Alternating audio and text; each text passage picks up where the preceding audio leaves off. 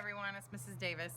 I am here to do our daily reflection from the book A Grateful Heart, Unwrapping Life's Gifts by Sandra Schuck Garant. And today's reflection is called Forgiveness. We can give the gift of forgiveness to ourselves and others. We can't enjoy life without forgiving others, regardless of any apologies. Not everyone will apologize for having hurt us. Sometimes we can only forgive and leave the righting of wrongs up to God. But to maintain joy within ourselves, we still have to forgive with courage. Sometimes forgiving ourselves can challenge us more than forgiving another person. If we are trying to appreciate our personal gifts, then we'll probably be more sensitive to hurting others, not trespassing on their freedom and their lives. I'm not referring to right actions that others may feel angry or hurt about. We can't apologize for doing the right thing, even if other people feel upset about it. People can get angry over our good fortune. For whatever reason, they don't want us to find happiness and excitement over the adventures and treasures in our lives. We can explain to them that we want to enjoy God's gifts, knowing this pleases Him.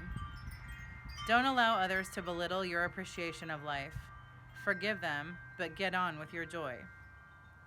When we do trespass on others' lives, we can quickly apologize and try to put things right. Forgiveness may mean more than saying I'm sorry. When my children hit each other, they have to apologize and hug each other. If I hit a parked car, then I need to wait for the owner to return or leave a message acknowledging my fault and my desire to put things right.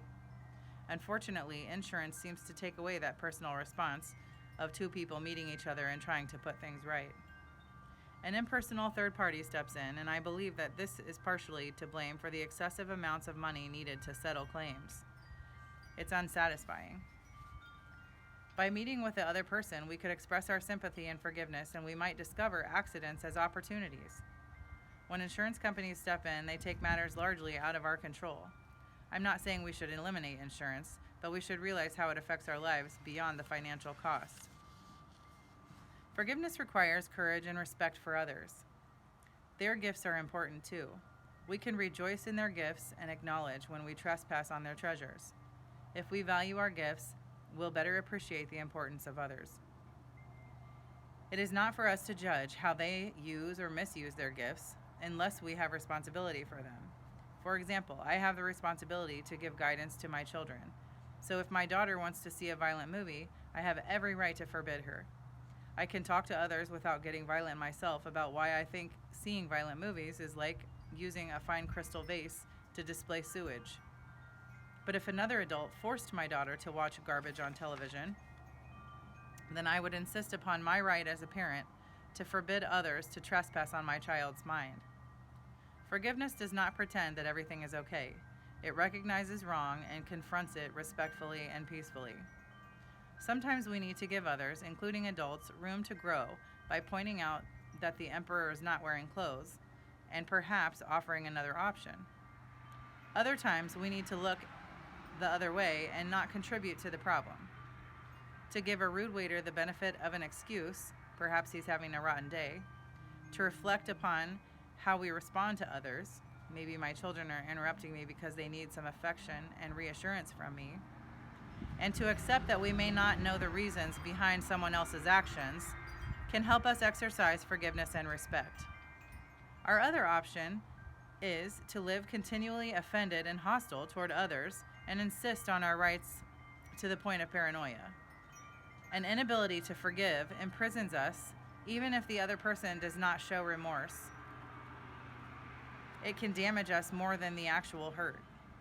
An unwillingness to forgive involves the will, not the feelings. When someone has hurt us, especially if it concerns something serious, it takes time to work through the feelings. Forgiveness takes time, and we need to allow ourselves the time it takes for wounds to heal.